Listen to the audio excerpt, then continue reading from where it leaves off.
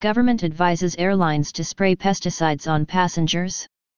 In part a repost from Health Nut News, we really need to spread the word. This is very crazy. If the videos on this story weren't included, I promise you, even I would have a hard time believing this was true.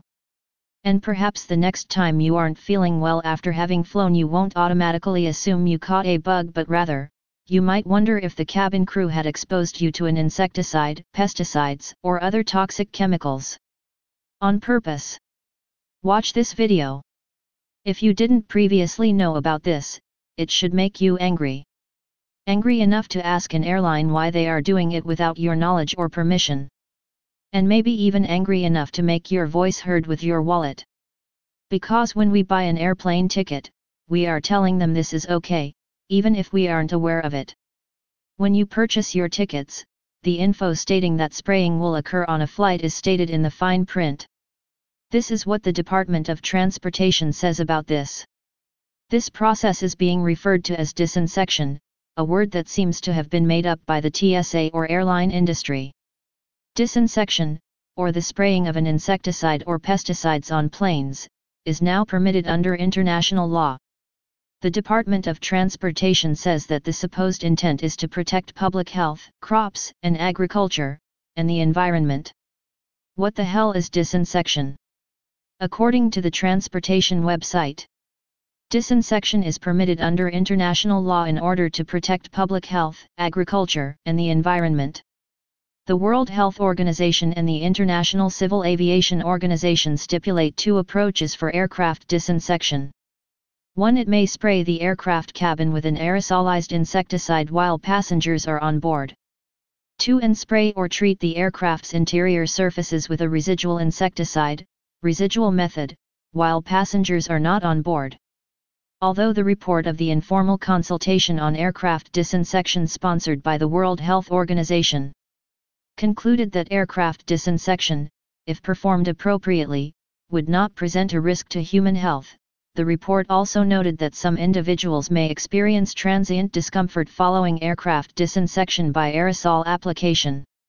Under the Chicago Convention, which governs international civil aviation, a country could impose a disinsection requirement should they perceive a threat to their public health, agriculture, or environment. Accordingly, travelers are advised to check with their travel agent or airline reservations agent when booking flights or if they have questions about their final destination's policy. Listed below are representatives of airlines who are knowledgeable on disinsection requirements. One of the key words here is the World Health Organization. What is spreading out there they don't want us to catch, or are they trying to infect us all with something? What's really odd, many of us have no clue about this. No news reports, but the facts are as plain as day. Something is spreading a virus, ask yourself why the secrecy. The chemicals are also being applied to the aircraft's internal surfaces as well, which means that if they aren't spraying, you and I are still breathing this stuff in. Or ingesting it. Since the spraying began, passengers have reported flu-like symptoms, sinus issues, rash/hives, headaches, and swollen joints, and that's just some of what's been reported.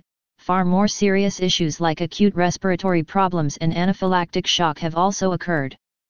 But don't worry, the WHO says there is no evidence that spraying insecticide in enclosed spaces, onto people, is dangerous. The most common pesticides used on airplanes are the synthetic pyrethroids permethrin and diphenothirin.